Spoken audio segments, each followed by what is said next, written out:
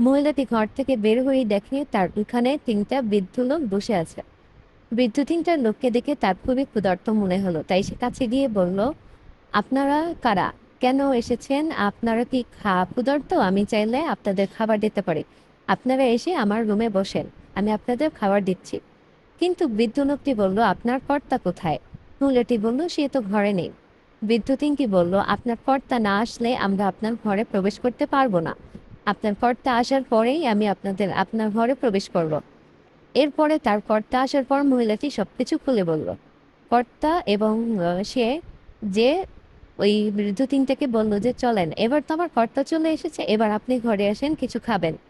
তখন তাদের মধ্যে থেকে বৃদ্ধরা বলল যে, "না, আমরা ৩ জনের মধ্যে থেকে যেকোনো একজনকে তুমি নিতে পারবে। আমরা ৩ জনের মধ্যে একজন হলাম সম্পদ, একজন হলাম ভালোবাসা, অন্যজন হলো সাফল্য।"